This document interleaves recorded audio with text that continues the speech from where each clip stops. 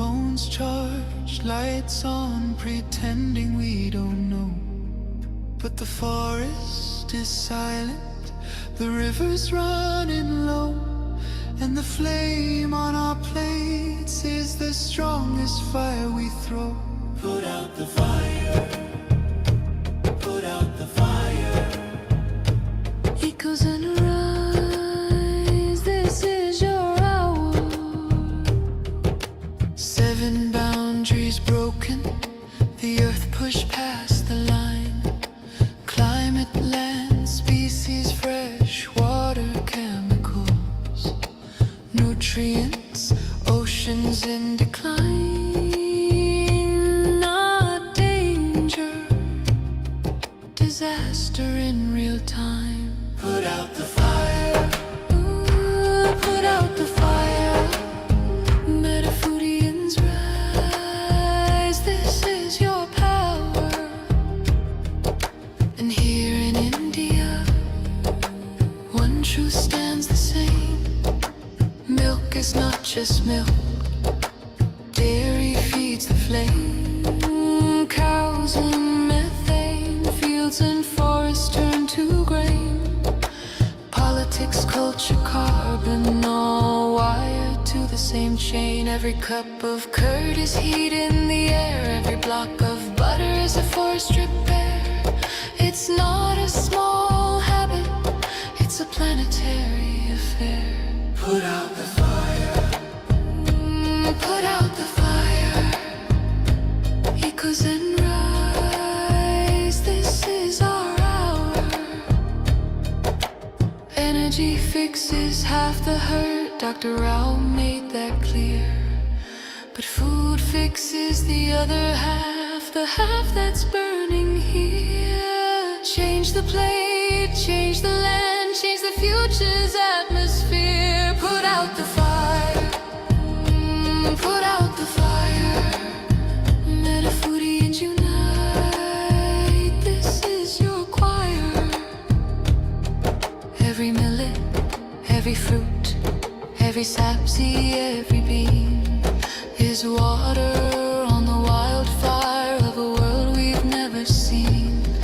Every oil-free bite is a river turning clean. This is not perfection, it's direction. Not pressure, but protection. A week of choices can cool a generation. A company's courage can ignite a nation. Put out the fire, ooh, put out the fire. Echoes and rise, this is your hour. Metafoodians unite, Metafoodians ignite, sharing love in the metazone, lighting the path to a cooler home. Put out the fire, ooh, put out the fire. Together we rise, together we inspire.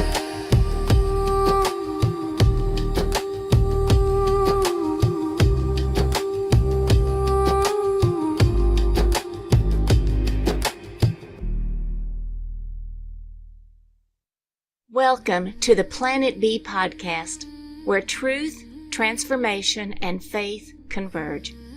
Join us as we flip the script on ecological despair, guided by Dr. Sailesh Rao's vision for a compassionate, rewilded vegan world.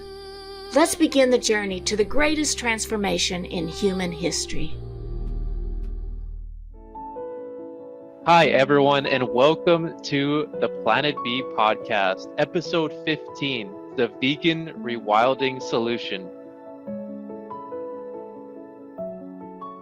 Dr. Rao, this is going to be a really good one. Yes. It puts it all in a nutshell, what is the solution to all our problems? And I start with a quote by Dr. Michael Greger, who said, "We should all be eating fruits and vegetables as if our lives depend on it." Because it does. Yes, it does. Collectively, it does. Very much so. And fruits, vegetables, and then grains, nuts, seeds, plant-based foods. and whole plant foods should become normalized. And that's the solution to planetary health. It's a solution to human personal health, and it's a solution for sustainability. The big question, Dr. Rao, is what would happen to our Earth if humanity went vegan? If humanity went vegan, everyone started eating healthy plant foods. Health becomes normalized as opposed to diseases. And then you will discover that you need far less land to grow our food than we use today. Which means you can return 40% of the land area of the planet back to nature, on which you can restore the original ecosystem that used to be there. It could be mangroves, it could be prairies, it could be the original ecosystems. So forests, mangroves, prairies, anything that was there before, you can restore them. And when you restore that, you give land back to the wild animals. So the wild animal population will start growing again. If you look at the statistics today, of all the mammals on Earth, 36% is human beings in terms of total weight. 60% is all the animals that we raise on farms, and only 4% is wild mammals. Right? It's unbelievable. It's so crazy. Now, if you look at just land mammals, it is 37% for human beings, 61% for our farmed animals, and only 2% for all the land mammals. It becomes 4% when you include all the whales and the fish put together. Okay, so returning 40% of the land back to nature and not using farmed animals for our food suddenly rebalances the weight of mammals on the planet. We take the 36% that's human beings, and then we don't have the 60% that's land mammals for farming, and then you return 40% of the land, so now the wild mammals can grow back. Okay, Right. and especially when you also stop fishing, the mammals in the ocean will also recover. So it addresses the number one planetary boundary transgression, which is the loss of biosphere integrity. Immediately, it addresses that. There used to be 5 to 6 trillion trees on the planet. And by chopping down forests and turning that into grazing land, we have cut half the trees on the planet. So there are now only 3 trillion trees. So when you return 40% of the land back to nature, you can restore the 3 trillion trees that you cut. So the number of trees on the planet goes from 3 trillion back to 6 trillion again. And those extra 3 trillion trees that grow will suck up the chemical pollution that's there on the planet. And they will store the chemical pollution in their trunks as they grow. Okay? So it cleans up the second worst planetary boundary transgression, which is novel entities. It literally starts cleaning the planet when you do that. So the vegan rewilding solution has immediately addressed the top two. Right away. Right away. Okay? Start sucking it up. And of course, you have to stop pouring 220 billion tons of chemical pollution into the environment every year, which we do for mainly because we think that brown toilet paper is no good. It has to be white. Things like that, right? So we do silly things like that in order to pollute the earth. Okay? So a lot of the chemical pollution is unnecessary that we are doing. So we have to rethink all our processes. But the existing pollution gets cleaned up right away with those trees. And the third is nitrogen and phosphorus loading. So that's the third worst planetary boundary transgression. So that's the excess nitrogen that we are taking from the air and converting into fertilizer and pouring it on our land to grow crops. And half the crops, half the grains are being used to feed animals. So when you no longer have to grow animals, you don't need all those crops. So I claim that we can cut down at least a quarter of the grains that we are growing. Even if you say I need to use the other extra in order to address world hunger, but you can cut down on the nitrogen and phosphorus use by at least a quarter. So that addresses the third planetary boundary transgression. And when the trees come back, the trees are going to be sequestering CO2 from the atmosphere. Okay, so you will see the CO2 levels start decreasing in the atmosphere instead of increasing all the time. So when people talk about not burning fossil fuels, they're only talking about not increasing the CO2 level in the atmosphere. They're not talking about decreasing. You cannot decrease the CO2 levels in the atmosphere by installing solar panels and driving electric cars. The only way you can do that is by bringing back the trees to restore the forests on the land. Okay? All of these machines that we do to suck CO2 cost trillions of dollars. And it's unclear what you're going to do with that CO2 after you suck it down. They think it's going to stay down there forever. No, it'll pop up. So, whereas trees can store them forever, okay, if you restore the forest. So it addresses the number 4, climate change as well. Number 5 is land use. That's the 5th planetary boundary transgression. There again, when you return 40% of the land back to nature, you are restoring that. So you are addressing that planetary boundary transgression fundamentally. Number 6 is water use, freshwater change. By bringing back the forests, you're restoring the freshwater cycles of the planet. You're repairing them. Okay. And the number 7, ocean acidification. Now, ocean is becoming more acidic because there is more CO2 in the atmosphere. And that CO2 dissolves in water and becomes carbonic acid. That's why the ocean is becoming more acidic. Now, when you start reducing the CO2 in the atmosphere, because you brought back the 3 trillion trees that we cut, the ocean will become less acidic. So it addresses number 7 as well. So can you imagine, this one simple change, going vegan and rewilding the planet, addressing all 7 planetary boundary transgressions, and yet people don't want to see it. And I'm saying, hello, what kind of scientist are you if you don't see this as a solution? One of the most fascinating parts about this too is, Dr. Rao, you're using their data to prove this. It's not, this stuff isn't coming out of thin air. It's not coming from a magic hat. Like, this is data from these organizations. You're Correct. just putting it together and showing it to them. Correct, yeah. It's IPCC's 5th assessment report and 6th assessment report. That's all I'm using.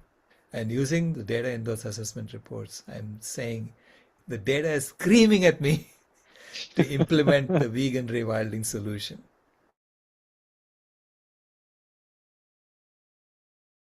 Okay, now Eat Lancet Commission. They have come up with a planetary health diet,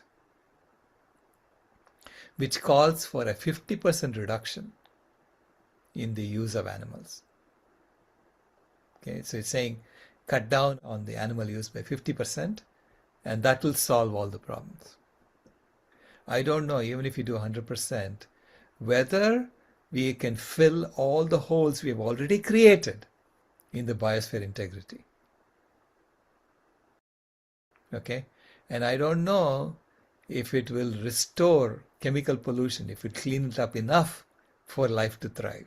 Right now we know that life is on a death spiral. So every 2 years we see that the wild animals are decreasing. This is why these 2 transgressions are in the purple zone. So I don't know, even if we go 100%, if that death spiral will become an upward spiral, filling all the holes in biosphere integrity and cleaning up the chemical pollution to the point where life can thrive. So I don't know how they came up with the 50%. And that too, such a nice round number. Sounds like they don't want to move away from planet A. So I asked them, how did you come up with this? In my estimation, I don't know if 100% will also solve the problem. I'm saying we have to do 100% and check it. But if you go and say, I know that 50% will solve all the problems, you better have good models to show that. And you better have models that match reality. And I don't know how they can build models that are that complex, that would match reality of an entire planet, right? How do you create a model that matches how a planet will behave? You can only approximate it. I begin with a position of humility that even with 100%, I don't know. Okay? Because there's nothing that tells me that 100% is enough. I say we have to go 100% and try it out. Okay? And see what else we have to address beyond that.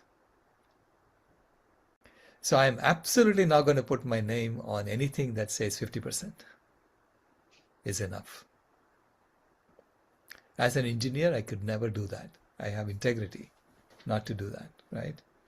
And when I asked these authors of the planetary health diet, how did they come up with these numbers? Their answers were unsatisfactory. Okay. Basically, they said that they put it in their model and it seemed to stabilize it. Stabilizing it is not enough. You have to restore it. With the terminology, stabilizing it would just mean that all of the issues we face today would continue. Yeah. Things don't get Yeah. better. They just stay the Right. same. And they'll stay the same according to your model. But are you sure it'll stay the same in reality? Right. And then are you going to come back and say, excuse me, it has to be 75%? I said, just put it out there on the table and have some humility, instead of saying, I know it's going to stabilize. It's like putting out a fire. You have to put out the fire completely. You cannot say, I can let half the fire burn. It's so common sense when you really think of it in that way. Yeah. And also, when you do 100%, you have to change the entire foundations. So they're saying you don't have to address the foundations. You don't have to address the protein myth. You don't have to address the calcium myth. You don't have to address the growth myth, right? You just have to decrease it temporarily by 50% and then continue growing. What happens when you continue growing? It'll increase from 50% back to what it was. So it's not well thought out. It's not an engineering solution. It's not done by engineers. It's done by politicians, if you ask me. It is not based on science. It's exciting because at least we're seeing it. That's step one. Because if Right. no one was seeing it, that would be the biggest problem. But there is people that are seeing it, and then it just takes sharing it with one person, and then before you know it, it spreads around the world. Absolutely, because when you know there is a solution, and it's also about examining everything that we are doing together. So it's like rebuilding, re-engineering human engineered systems and making them all come into alignment with nature, right? So when you do a comprehensive transformation like that, why wouldn't we want to be part of it? We are in that position. We have to address everything together Right. and And not try to retain the colonial remnants. I've seen this firsthand where when I share your data with people, immediately you do see a spark. People who do eat meat or they're not moving in this direction yet, but when they understand the data and they see it from the scientific side, it does plant a seed, and that seed can grow very quickly as well. We have to be very dispassionate when it comes to the science and the data. Share with people exactly what is going on, and that there is a solution, and that solution has to be embraced fully, not half-heartedly. I know this is maybe redundant at this point, but scientifically and statistically, do you see any other solution besides the vegan lifestyle to address these issues?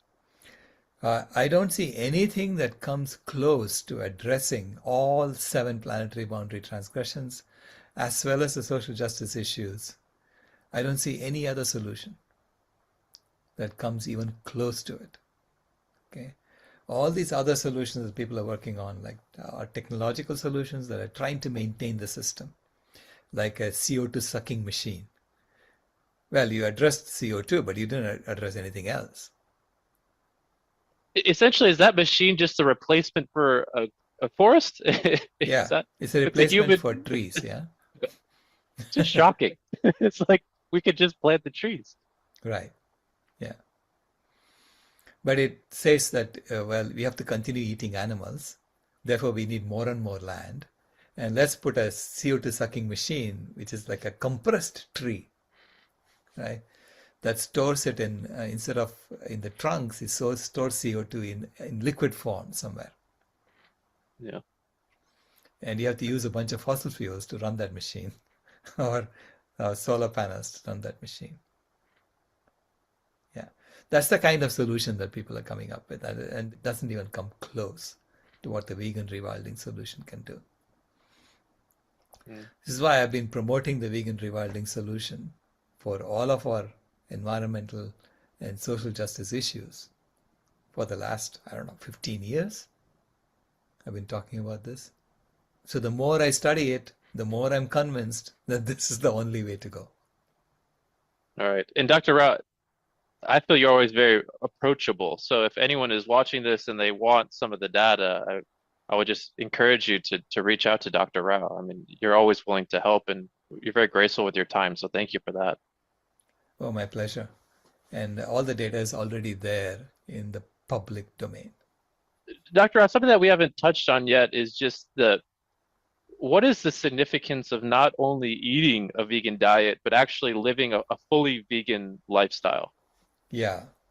So if you say, I'm only going to change my diet, but I'll continue wearing leather shoes, leather jackets, and so on, people are going to raise the animals just to skin them.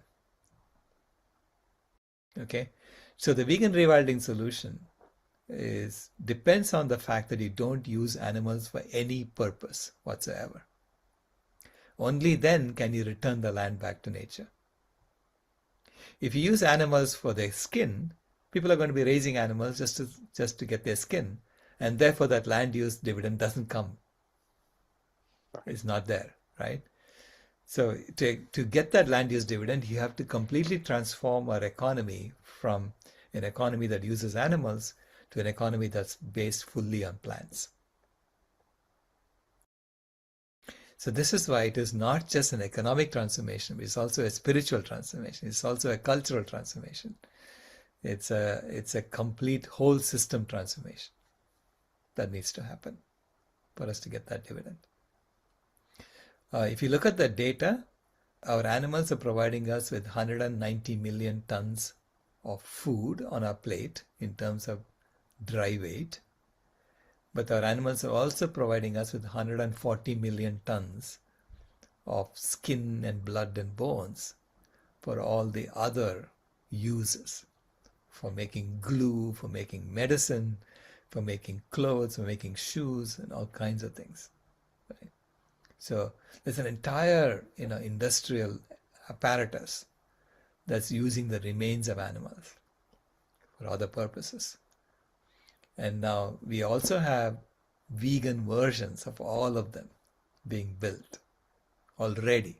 So it's about completing that and creating a completely plant-based version of human economy. Dr. Rao, it's an exciting time to be alive. 2026 is going to be a very exciting year. Absolutely. I'm really looking forward to everyone embracing this and moving forward, because we have to do it quickly, right? Nature is telling us, do it quickly. It's like when you discover you have a fire in your home. You don't sit around saying, how long can we sit around until the fire becomes unmanageable? No, you get up and you start putting out the fire as quickly as possible. Wonderful. So going into the next episode, chapter 16, we'll be looking at the animal agriculture position paper that Dr. Rao wrote, and it takes another look at the data. So very, very clear from a statistical standpoint on why vegan rewilding is the solution. Dr. Rao, would you like to share any final words as we close out episode 15? Yeah, thank you for being with us until now. And we are halfway there. And the rest of the way, it's going to be even more exciting because we're going to explore how this solution impacts every aspect of our lives. Awesome. Well, thank you so much. Thank you to everyone for joining us. Thank you so much, Dr. Rao, for your time.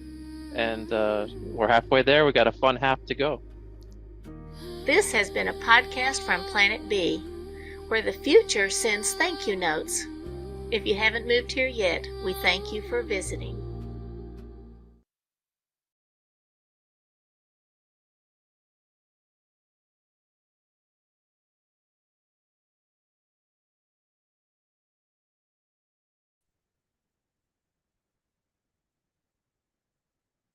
Go ahead, Brittany.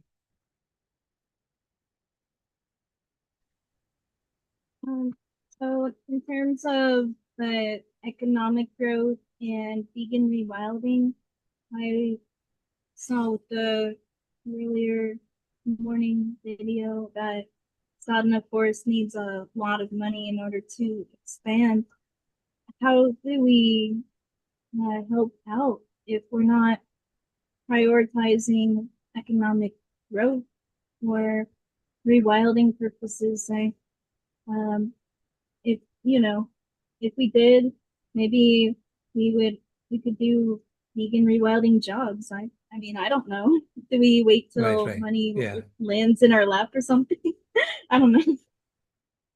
No, good question. Basically, what is they asking for? It's not money. Really, it's resources to build the infrastructure to start with, to dig holes to create the water retention structures, to build the, initial settlements so that people can stay there. That's what they need initially. Now, the government of India is actually supporting them now. So in the Meghalaya projects, they have something called Plant for India program that graduates can join.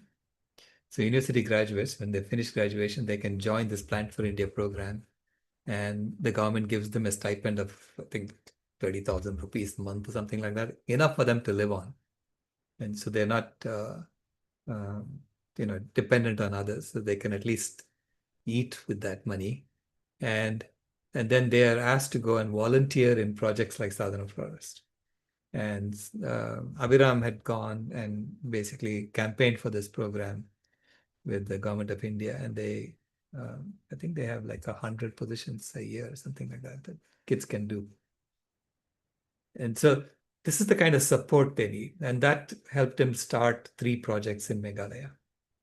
And I think there was some other infrastructure funding that he got from World Bank to do that, those 3 projects.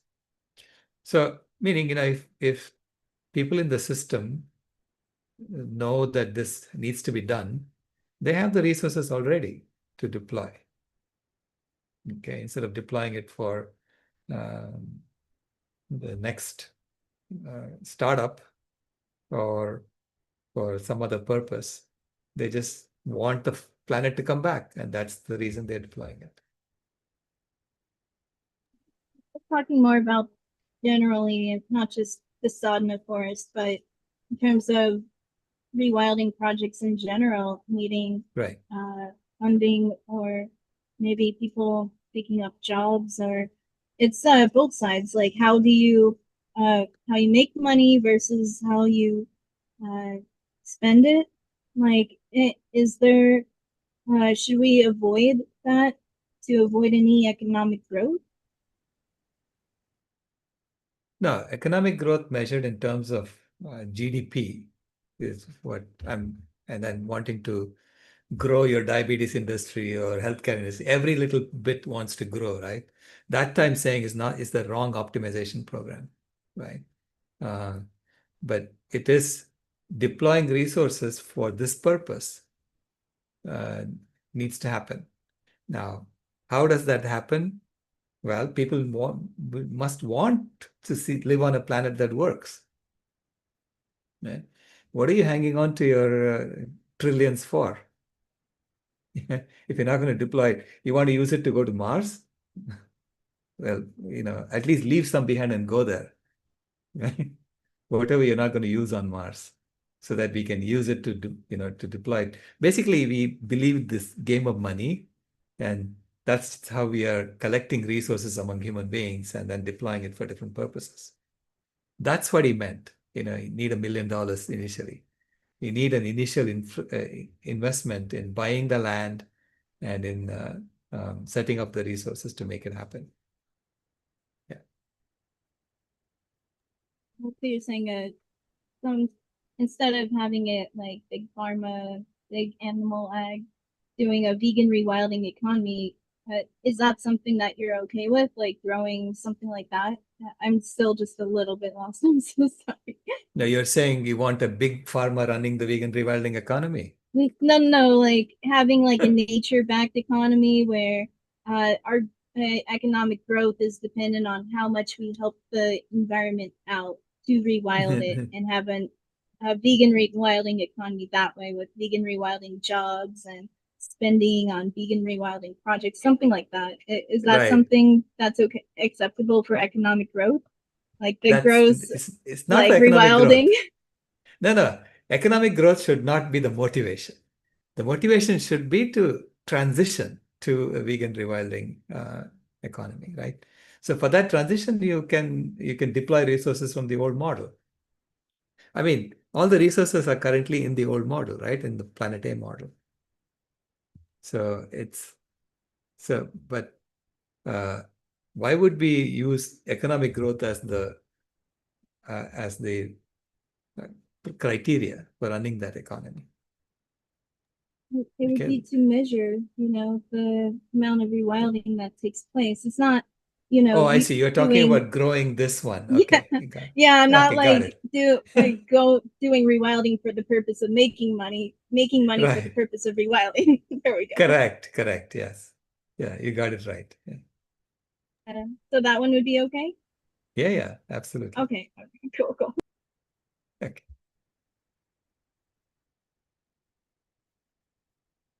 Go ahead, Barb.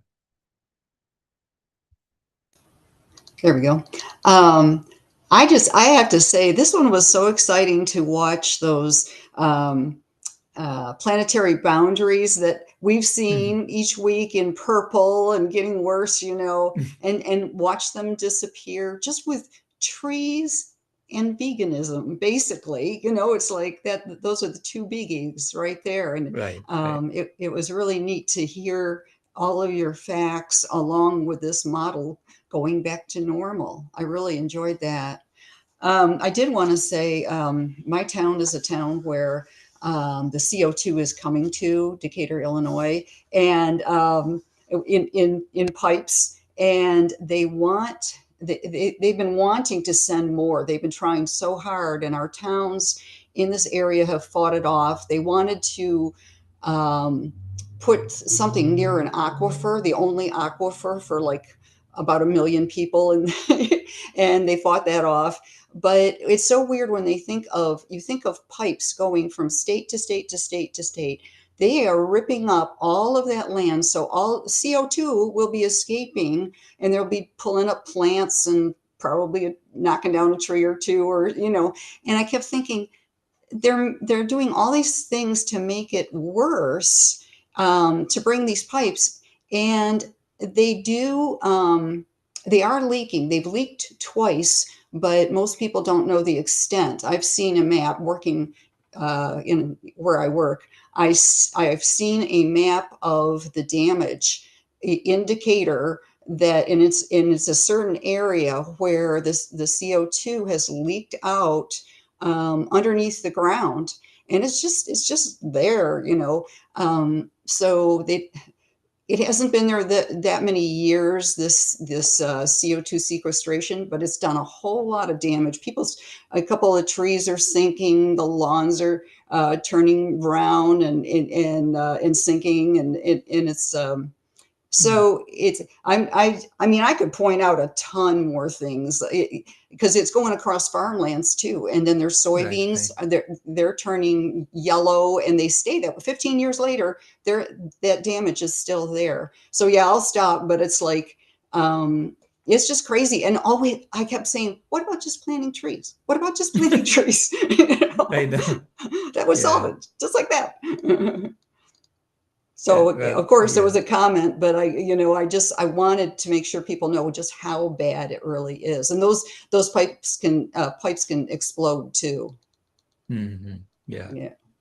I know.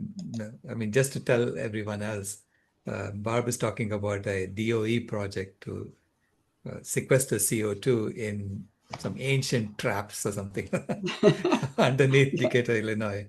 Yeah. Yeah. And yeah. And obviously, there are lots of issues with doing that. Trying to create a technology that mimics trees instead of planting trees. Yeah. Yeah. Because they don't want to give up eating meat. That's the main issue. Right? They Mhm. don't want to give up eating animals and give up the system. It's about admitting that this system has been lying to us about protein and been lying to us about calcium. You have to make a lot of admissions, right, before you really implement this vegan rewilding solution, True. Hmm. right? So it's easier to, I mean, some company will come along and say, I can do the sequestration for you. Just give me a grant of $1 billion. So that's how these things go. I think ADM is involved in that CO2 sequestration project. Absolutely. Yeah. That's our biggest industry in our town. And yeah, it is. Oh, I see. Okay. Mhm. Thank you for that comment. All right.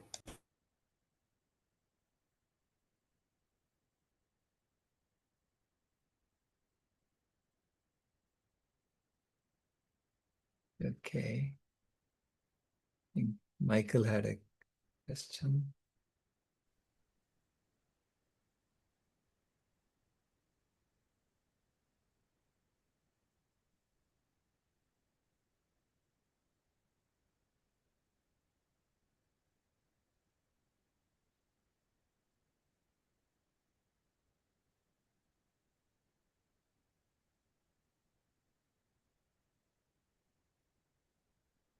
Yeah, Michael's question is, how can we ultimately have government and private persons to restrict lands for rewilding and on top to consider veganism? Yeah, these are radical shifts, I understand. But I'm looking for, one small nation or one city in a large nation, some cities in large nations who want to try this because we can come up with rollover plans. How do you create this? It doesn't have to be, initially just rewild everything and everybody goes vegan. No, it's you give everybody healthy food for free. Okay, that's something that can happen very quickly. Are you really, really interested in the health of your population? Well, make sure that healthy whole plant foods are available for free in your city. Now that starts the turnover process, to the vegan rewilding solution.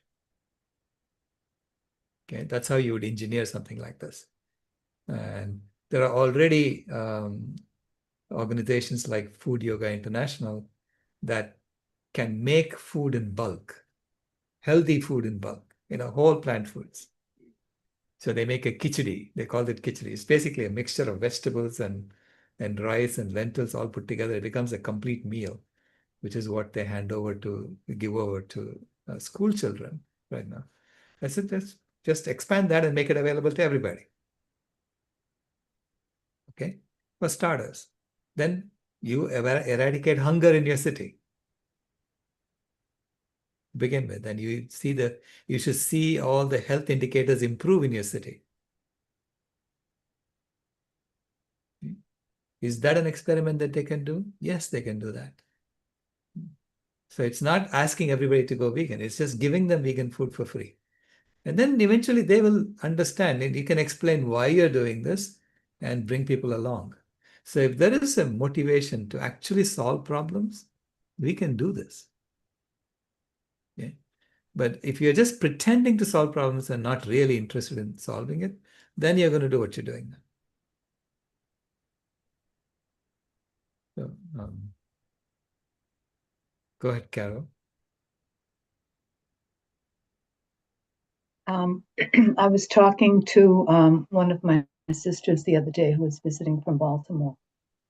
and we're talking about all of this. And I have an item, something that my mother quilted for me on the back of my couch that's made out of wool, you know. And all of a sudden I'm talking to her and I spotted it and I says, oh my God, it's like I'm still integrating little by little. It's been 2 years, 4 months now that I've, become vegan, but still realizing different things. But then all of a sudden she says to me, well, what would be the harm with using lamb's wool? And I couldn't think of any reason why it would be harmful. So I want to ask you that because wouldn't it get too heavy for them and they would need to be, cut? I didn't know I had no clue what to say to her. Yeah. Well, initially, I guess it was, we take a little bit of their wool and we use it for our purposes. It was a mutual, lamb was helping us thrive in cold climates. Okay. Then we Yes. started genetically selecting the lamb to produce a lot of wool, even though they Okay. don't need it, right? And then we started Yeah. shearing them with the industrial equipment. And that causes them to have, their skin gets cut off sometimes, all kinds of things happen. And it's considered Okay. cost of doing business. Some lambs I die in the see. process. So this is how, what started off as a mutual support mechanism. And because we moved from Africa to cold places and we needed animals to help us. And they did, Yes. they helped us. Yes. Then slowly Yes. it became an industry. Because when you say, I want to go buy some wool so I can knit, you have to supply this wool. And someone is figuring out how to supply the wool at the least cost. Okay, so slowly all these pathologies build into the system. Okay. And then it becomes like commercialized and it becomes like exploitative. Yeah. So we see Is these that kinds of things happen, in everything that we do is because of that the the system. same thing with Sorry. Yeah. that's okay. Is that the same thing with bees, honey? Yeah. Similar things that happen. Bees honey, Okay. initially, maybe we were taking a little bit of it because it's medicine. For medicinal purposes, we take a little bit from the bees. Now we raise bees just for their honey and we put it in our cereal. We put it, it becomes an abuse of the animal, and then, because they don't want the queen bee to get up and move, so they clip her wings off. Yeah. So all kinds of other Mm. exploitative Yeah. things happen. And we Yeah. take away all of their honey and we leave them sugar water instead for their Mm. babies. Oh, okay. Thank you for that. I didn't know that. Yeah. Yeah. So we're becoming aware of these things that have happened because of the industrialization of the processes, and then slowly saying, we need to change. And Yeah. this is as people who participate in the economy, as consumers, we can send signals saying we want change. And that's how you do it. Thank you. Sure.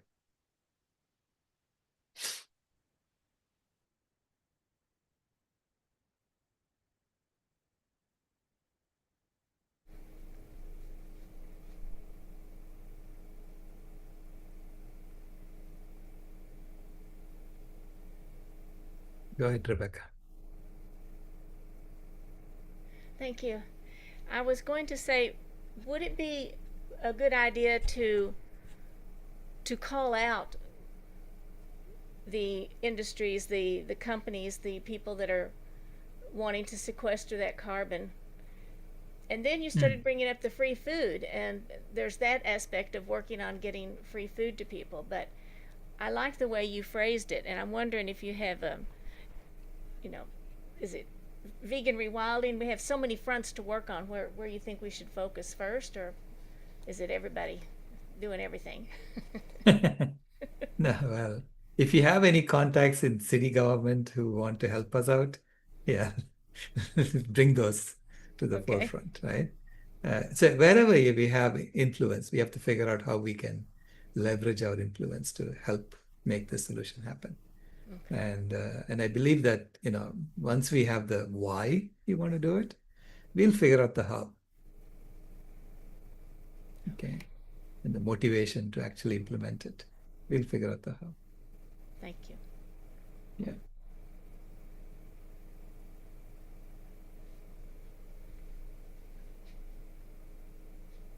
Oops, I have to do this.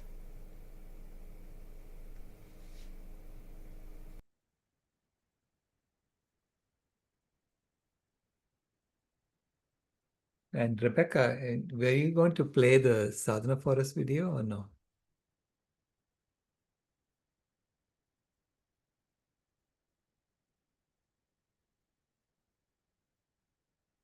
You're muted, or I cannot hear you.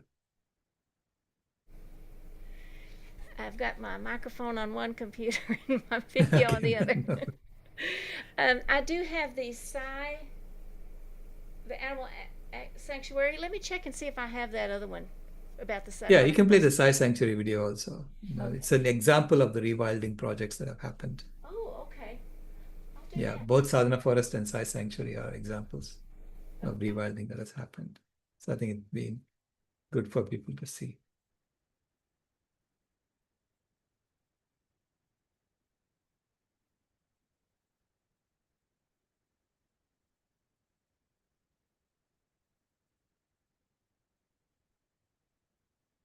Go ahead, Brittany. Well, I was wondering if we're doing vegan rewilding, where would be the best place to start in terms of being most impactful at this moment while we wait for the video? No, the best places to start are usually the places where the deforestation just happened. And because there it doesn't take much for the forest to come back, right? But if you start further away from when deforestation happened a long time ago, then you have to basically start from scratch, and you have to figure out how to get the animals back there and so on. But it's happened. Like Sadhana Forest was deforested, I think, in the 18th century.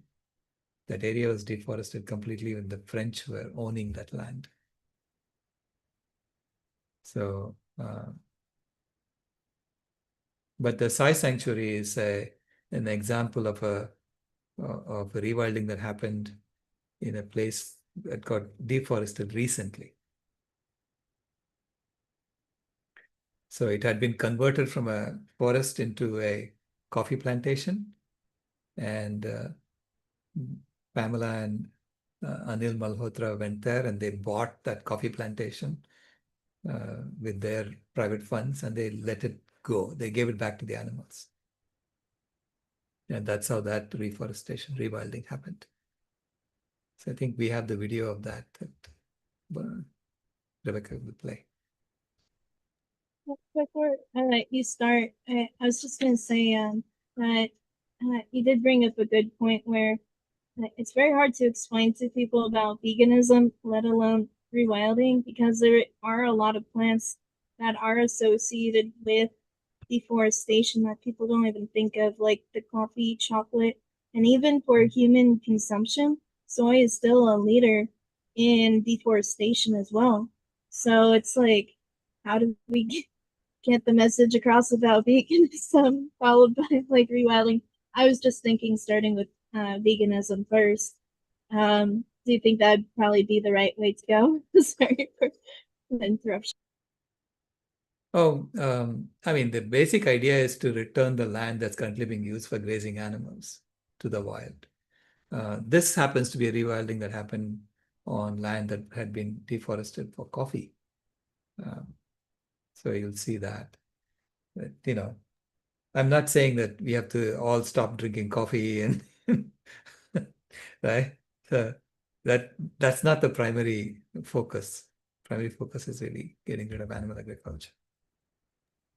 Yeah, because that's where most of the deforestation is. For me, I'm Correct. like, don't eat chocolate, don't eat coffee. because I take it way to an extreme, but because there's so many alternatives and we don't even need those foods anyway. Right. But yeah, that's good to know. Probably just focus on the veganism. I just feel like the veganism will work itself out, where just going vegan alone probably would lead to a lot of either rewilding or prevention. So Mhm. after that, you can focus on the rest of it, the transformations, um, taking the animal agriculture and rewilding that, because we likely won't need that land if we're growing vegan food. So yeah, and now I get it. Thanks. Right. Sure. We had decided long ago that we were not going to have our own children. So because we don't have any offspring, human offspring, we have plenty of animals that are our foster kids that are still running around, but human children, we wanted to protect this forest and keep it forest in perpetuity. And the only way to do that, we decided, was to form a nonprofit trust. And that is how Sai Sanctuary Trust came about and evolved.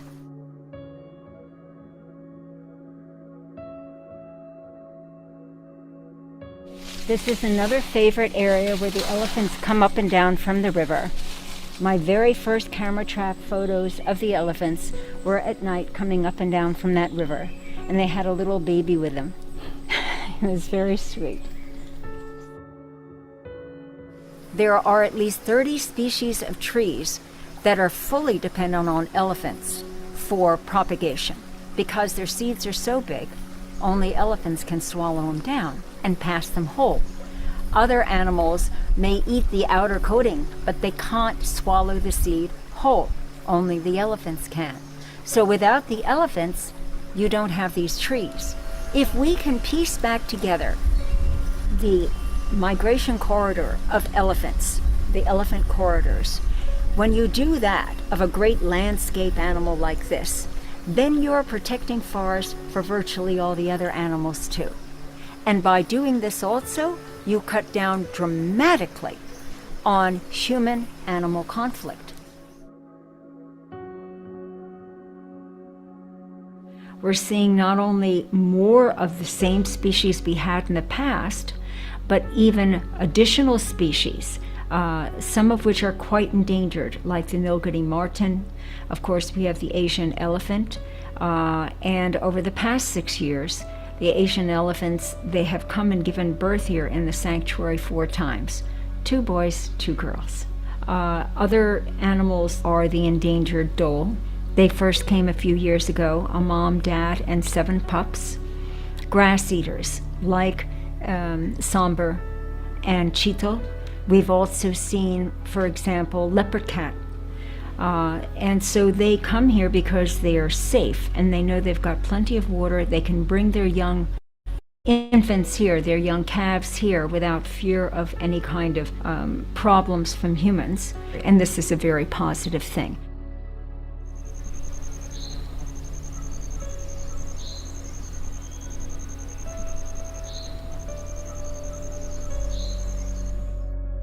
These trees are approximately 700 years old. And one of these trees is a micro-ecosystem for at least 50 other species of plants and animals. They are water-loving trees, and they're truly, truly magnificent. Rainforest areas, which most of India falls into that area, the forests themselves produce over 50% of the rainfall. So when air comes in from the ocean and then passes over our rainforests here in the Western Ghats, it actually affects monsoon rains down in the plains thousands of kilometers away, helping to produce the rainfall there. So the forests here are critical for rainfall, both above ground water sources and below ground aquifer sources of fresh water there. But what is happening here in Kodagu, when we first came here from 86% forest cover in the late 1970s to no more than 16% forest cover today for the entire district of Kodagu. And this is having disastrous effects on rainfall patterns, not just in our district, but throughout the South, and the water supplies, not just in our district, but all through southern peninsula of India. Your streams and rivers originate from a forest. That's why the Tunga, Bhadra and all have dried up. That's why the Ganges or the Ganga has been drastically reduced in size. Again, deforestation. I'm sure that anyone in Bangalore or in Tamil Nadu, for that matter, remembers the court fights between Karnataka and Tamil Nadu over the use of the Kaveri River. That's because we're not getting the rainfalls in either location that we should have because forests have been cut down. So if we take this seriously, which we must, and protect our forests, we are ensuring the future of our water sources, both above ground and below ground. And again, this is where businesses can help a lot, the youth can help a lot, because it is your future that we're talking about. And by piecing this back together, we save our water sources, we ensure that the animals can keep the forest healthy and the forest can give home to the animals, we protect ourselves from climate change, and we set the groundwork for a healthier, more vibrant, richer in culture, in the spiritual values that make India, India. This sanctuary is supposed to be a model of hope for all private individuals, companies, groups. Look, there is hope to save India still. Because if global warming continues due to massive deforestation and drying up of our rivers and streams, you will not have fresh water. It's been the most fulfilling experience of our lives. It's been our life's work, and we'd love to pass on to others what we've learned and help inspire them. Because truly, our future as a beautiful, living planet is dependent on it. It's a dream place for us. It's just we've been very, very fortunate and blessed that the dream has become reality as well. And by being in nature, we've found that peace and solitude within. And that set the path of our lives.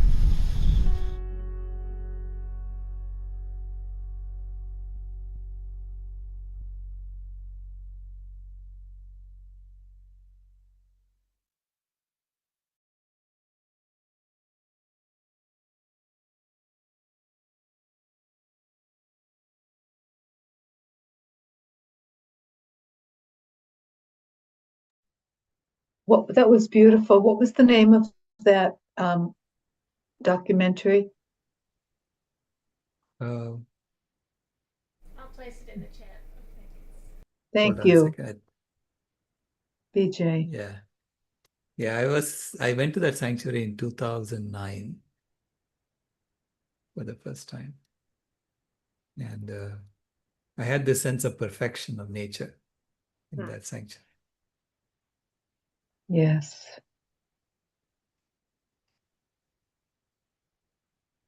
And that used to be a coffee plantation in 1998. Oh, thank you.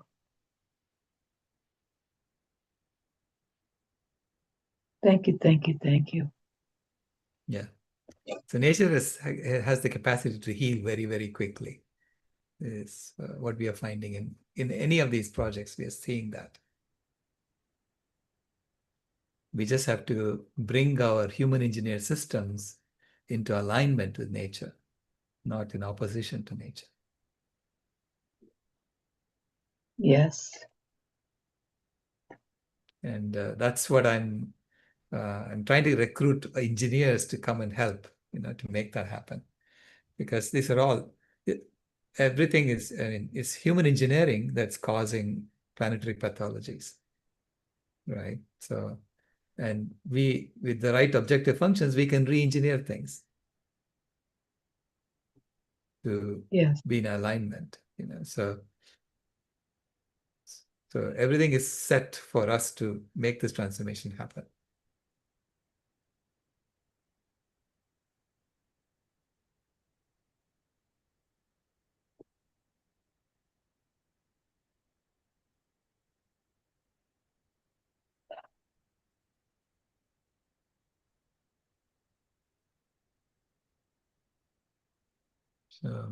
Speaking to a former Microsoft engineer who is also a systems engineer, and we are figuring out how we can bring this solution to the public's attention so that there is pressure for governments to actually act on it. Wonderful. Yeah. We would like to recruit at least one city mayor to be on board, before we do that. So Oh, that's what he's that'd be working great. on. Yeah, that's Yeah. what he's working on right now.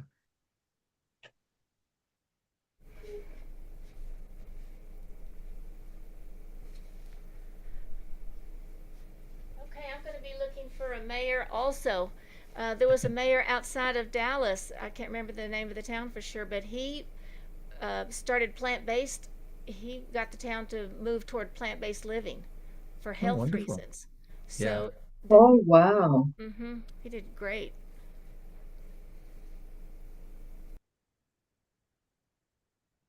Yeah.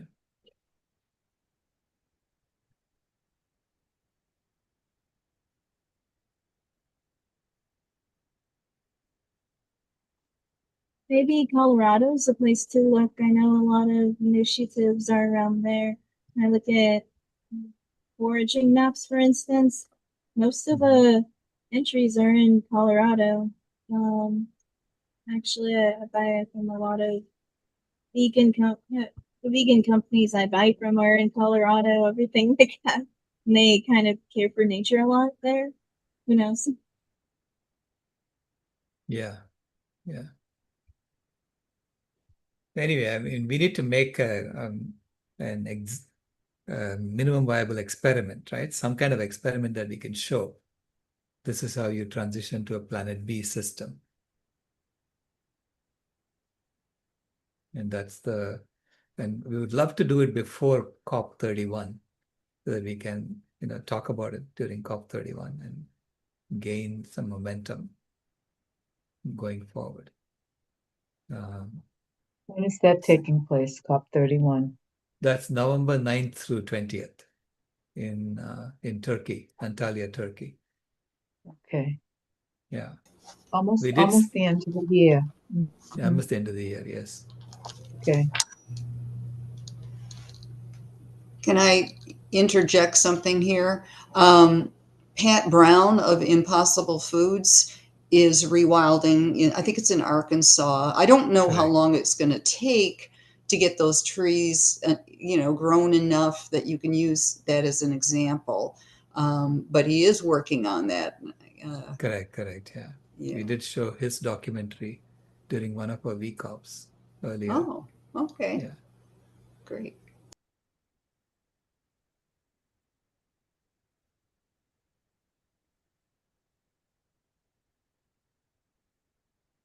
So CJ has a question in the chat. What is the optimum human population for the planet?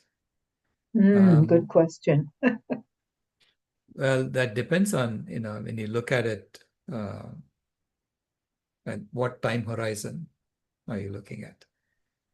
Right now, I think the human population we have is perfectly fine. We can feed all human beings a healthy vegan diet, and we can take care of their shelter needs and so on, so that we can all come together and solve all the problems that we are facing.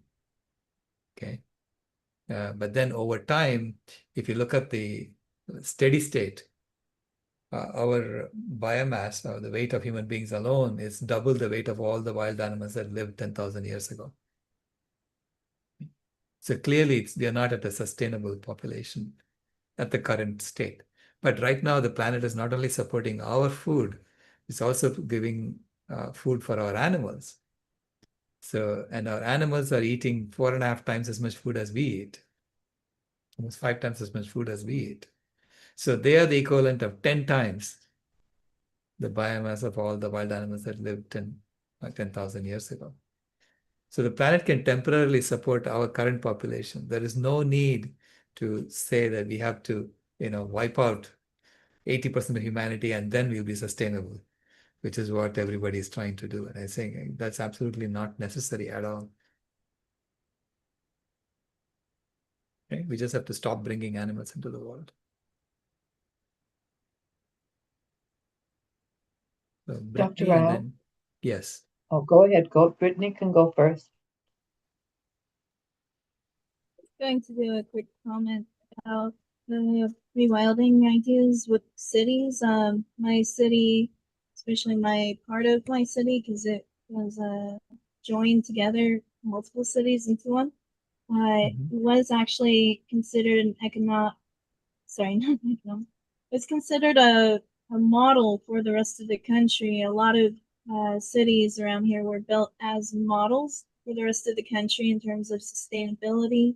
And so mine was not just hydroelectric power. I think my city was probably the first to kind of demonstrate it with lighting and everything back during Edison's time. But it was also based off of the idea of an agro-city where you grow your own food inside of a city, and it was back in the 1800s. So if we want to look towards rewilding and cities, I would say a lot of it would be at least where I live, because when you go around, you'll see a lot of people growing their own food. And so you don't need to have a lot of extra space allocated around cities so that they'd have to be transported in and all of that.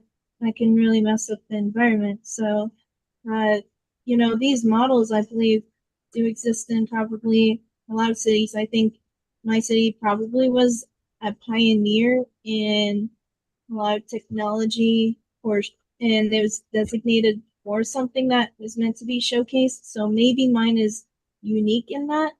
But maybe the more we look, the more we'll find that we probably don't even need to try to make something happen when it already exists. So I guess it probably just takes some research, Yeah, well, if you know your mayor, see if they would be interested in participating in this.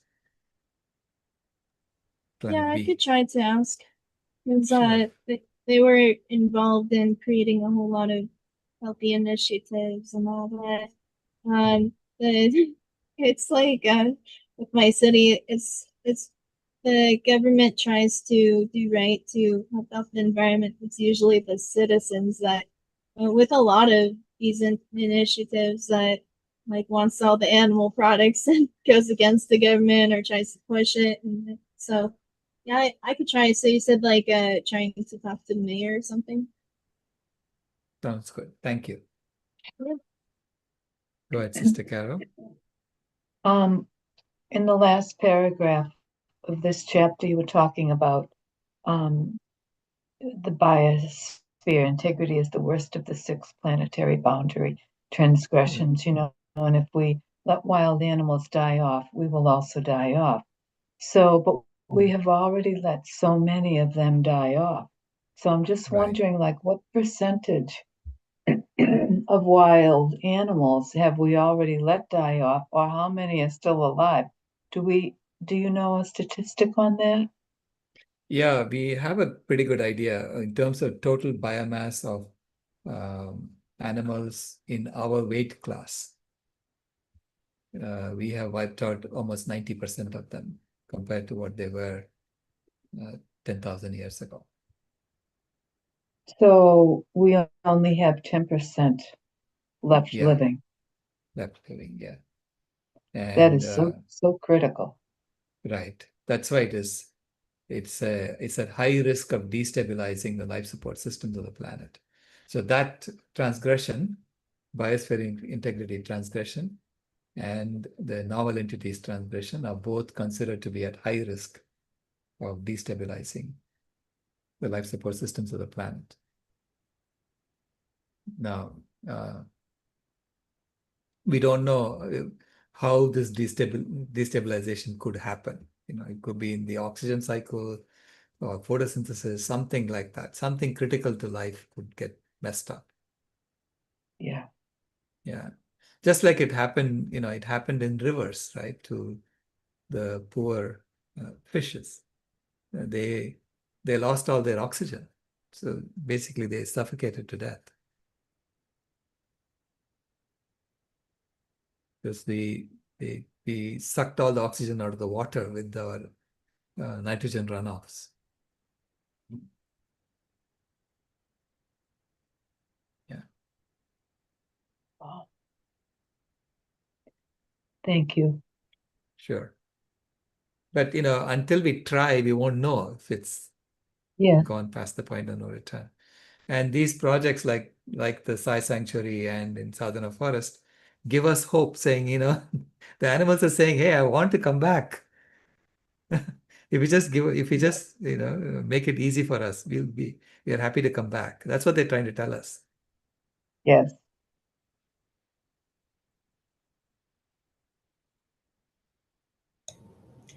I just would like to know what city Brittany was talking about. She's talking about her city being a model. I would love to know what city that is.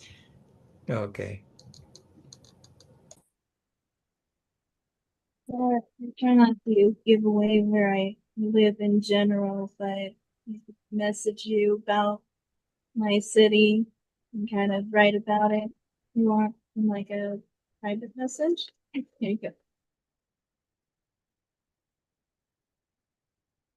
Well, you're on mute. Okay.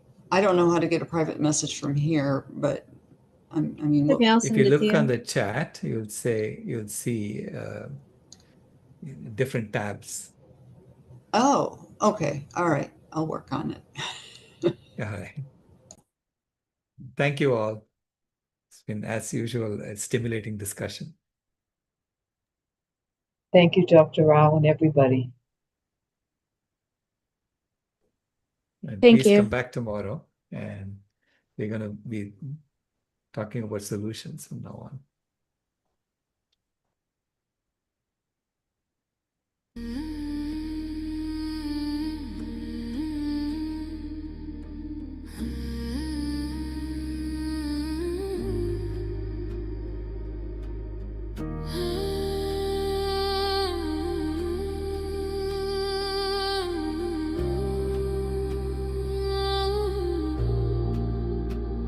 The house is burning, but we're still sitting in the glow.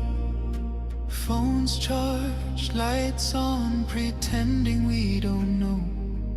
But the forest is silent, the river's running low, and the flame on our plates is the strongest fire we throw.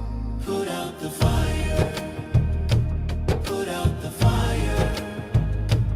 Echoes and rise, this is your hour. 7 boundaries broken, the earth pushed past the line. Climate, land, species, fresh water, chemicals, nutrients, oceans in decline. Not danger, disaster in real time. Put out the fire, ooh, put out the fire. Metafudians rise, this is your power.